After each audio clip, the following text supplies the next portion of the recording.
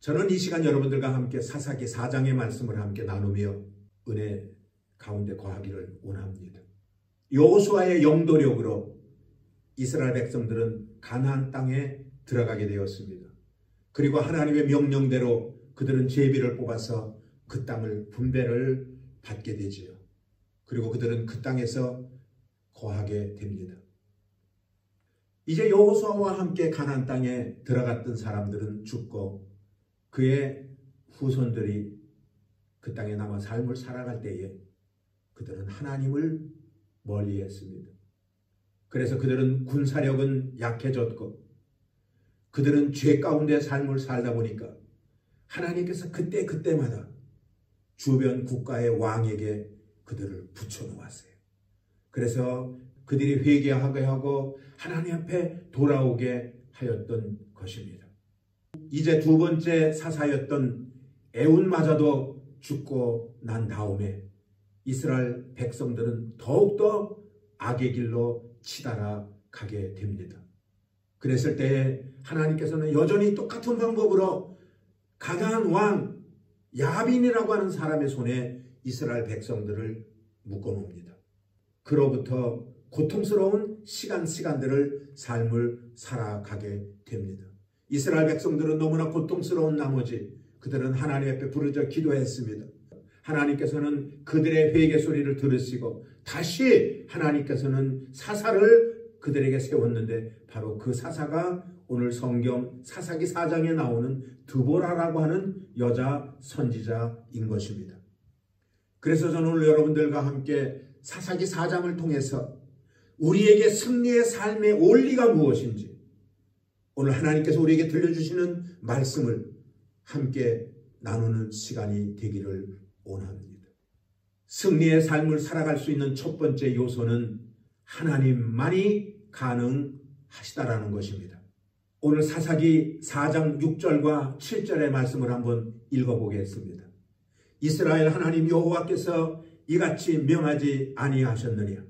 이르시기를 너는 납달리 자손과 스불론 자손 1만 명을 거느리고 다볼산으로 가라. 내가 야빈의 군대장관 시스라와 그 병거들과 그 무리를 기손강으로 이끌어내어 너에게 이르게 하고 그를 너의 손에 붙이리라 하셨느니라 말씀하셨습니다. 이 말씀의 제일 중요한 구절이 무엇일까요? 그렇습니다. 너의 손에 붙였다라는 거예요. 누가 붙였다고 말씀하신 겁니까? 하나님이 말씀하신 거예요. 하나님이 그들을 너희들의 손에다가 오히려 이제는 붙여주시겠다고 약속하고 있는 것입니다. 사랑하는 여러분, 전쟁은 하나님의 손에 달려있다라는 사실을 우리는 알아야 되는 것입니다. 이스라엘 백성들이 애국과의 전쟁을 보십시오. 누가 그 전쟁의 주인공이었었는지. 이스라엘 백성들은 홍해바다 앞에서 절망하고 좌절하고 낙심했지만 하나님께서 그들과 싸워주심으로 말미암아 성경에는 분명히 말했습니다. 너희는 가만히 있을지어다. 여호와 하나님께서 싸워주실 것이다 라고 말을 하고 있는 것입니다. 그렇습니다. 전쟁의 주인은 하나님이십니다. 하나님만이 전쟁의 승리를 가져올 수가 있는 것입니다. 애국과의 전쟁뿐만이 아닌 것입니다. 그들이 아멜렉과의 전쟁이 있을 때에도 이스라엘 백성들에게는 아무런 힘이 없었습니다. 이스라엘 백성들의 무기가 없었습니다. 싸움을 해봤던 경험이 없습니다. 그런데 하나님께서 앞장서 싸워주심으로 말미암아 아멜렉 전쟁에서도 이스라엘 백성들이 승리를 할 수 있었던 것입니다. 우리는 때때로 이러한 사실을 잃어버리고 살 때가 너무나 많습니다. 하나님의 능력으로 우리가 여기까지 왔음에도 불구하고 우리는 그 사실을 어떤 때는 까마득히 잊어버림으로 말미암아 하나님을 과소평가할 때가 있습니다. 사랑하는 여러분들이요, 우리가 삶을 살다 보면 어떤 문제를 만날 때가 있습니다. 어려운 문제를 만나면 우리가 어떻게 행동을 취하나요?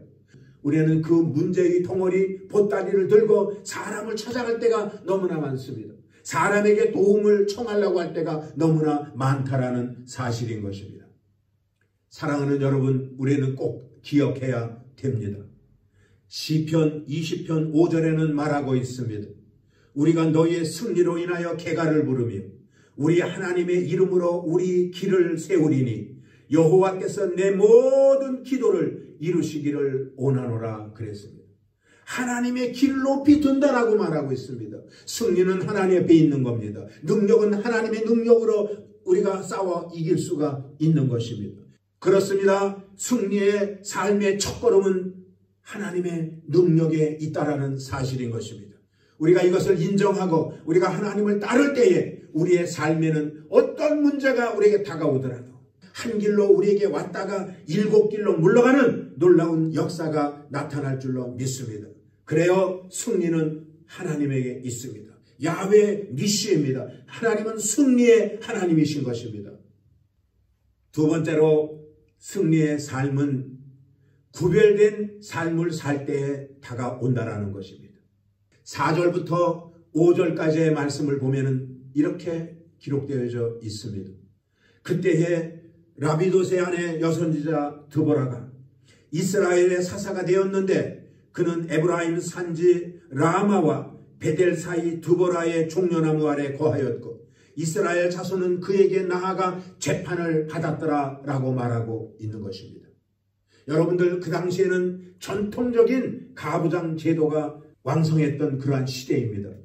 가부장 제도가 무엇입니까? 남성 우위주의 사회였었다라는 것입니다. 그러한 때에 여자가 이스라엘의 사사가 되었다라는 것을 감히 생각지도 못하고 모든 사람들이 이해되지 않는 일이었던 것입니다. 그런데도 불구하고 이러한 시대에 드보라가 이스라엘의 사사가 되었다라는 것입니다. 그러면 드보라가 어떻게 이스라엘의 사사가 될 수가 있었겠습니까? 그에게 사사로서의 일할 수 있는 능력은 어디서 나온 것입니까? 여러분, 드보라의 이름의 뜻은 꿀벌이라고 하는 의미를 가지고 있습니다.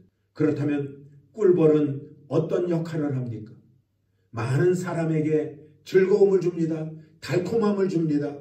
다른 사람들에게 기쁨을 줍니다. 이것이 오늘 드보라 여선지자가 사람들에게 어떻게 보여줬는지를 우리에게 간접적으로 이야기해 주고 있는 부분인 것입니다.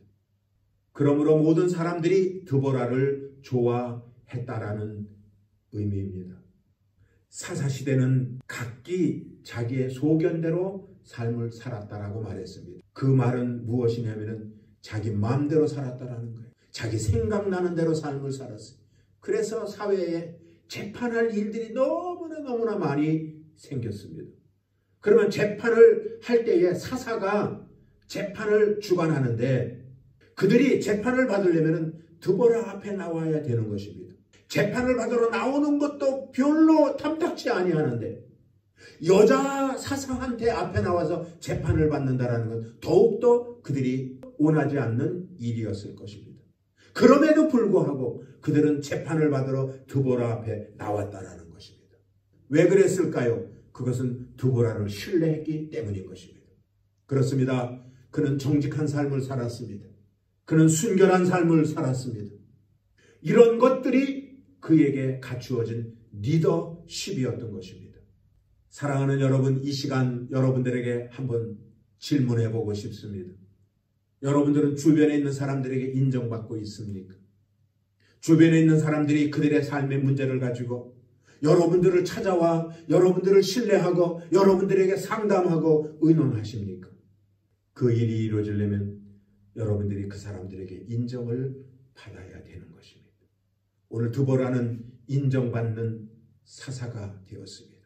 그래서 이스라엘 백성들에게 승리의 삶을 안겨줄 수가 있었던 것입니다. 세 번째로 우리가 성공적인 삶을 살기 위해서는 하나님과 교제해야 된다는 것입니다. 8절부터 9절까지의 말씀은 바락이 그에게 이르되 당신이 나와 함께 가면 내가 가려니와 당신이 나와 함께 가지 아니하면 나는 가지 않겠노라. 가로되 내가 반드시 너와 함께 가리라. 그러나 네가 이제 가는 일로는 영광을 얻지 못하리니 이는 여호와께서 시스라를 여인의 손에 파실 것임이니라 하고 드보라가 일어나 바락과 함께 게데스로 가니라 그랬습니다. 가나안과의 싸움은 드보라 선지자가 앞장서 한 것이 아닙니다. 그 전쟁은 바락 장군이 앞장서서 싸웠던 것입니다. 그런데 바락과 드보라는 전쟁을 바라보는 시선이 달랐습니다. 바락은 가나안 사람들이 가지고 있는 철병거를 바라봤습니다. 그리고 그 철병거를 바라보고 자기 자신을 바라보면서 그는 두려움에 떨었던 것입니다. 그러나 드보라는 달랐습니다. 드보라는 그들이 가지고 있는 철병거를 바라보지 않았습니다. 그와 함께 있는 하나님을 바라봤습니다. 하나님께서 함께 하시면 어떤 일이든지 능히 감당하고 이길 수 있다라는 믿음을 드보라는 가지고 있었던 것입니다. 그래서 드보라는 하나님을 바라보았기 때문에 마음에 자신감을 가지고 있었던 것입니다. 그러면 어떻게 이러한 믿음을 가질 수가 있었을까요? 그는 하나님과 계속적으로 교제를 하고 있었기 때문인 것입니다. 그러한 교제를 가질 때에 하나님의 음성을 들을 수가 있습니다. 하나님께서 나에게 무엇을 말씀하시는지, 하나님께서 이 일을 어떻게 해결하기를 원하시는지 하나님의 음성을 듣고 그는 알 수가 있었던 것입니다. 그리고 그는 그 음성을 듣고 마음의 담대함을 가질 수가 있었던 것입니다. 사랑하는 여러분, 그러면 우리는 어떻습니까? 우리는 매일같이 삶을 살아가며 우리에게 닥쳐진 일들을 염려만 하고 있습니까?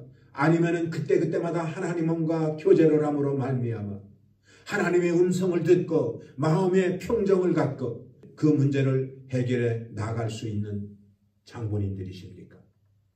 말씀과 기도는 하나님과 교제하는 통로입니다.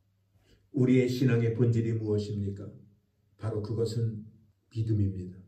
그런데 믿음은 들음에서 난다고 그랬습니다. 우리가 말씀을 들을 때에 우리에게 믿음이 생기는 것입니다. 그래서 마음의 확신을 갖는 겁니다. 그리고 그 확신을 가진 걸 가지고 우리는 붙들고 기도하며 한 걸음 한 걸음 한 걸음 어려움을 뚫고 그리고 우리는 나아가게 되어지는 것입니다. 사랑하는 여러분, 요즘 우리의 주변에 우리를 힘들게 하고 있는 코로나 바이러스의 영향으로 많은 성도들이 위축되어져 있습니다.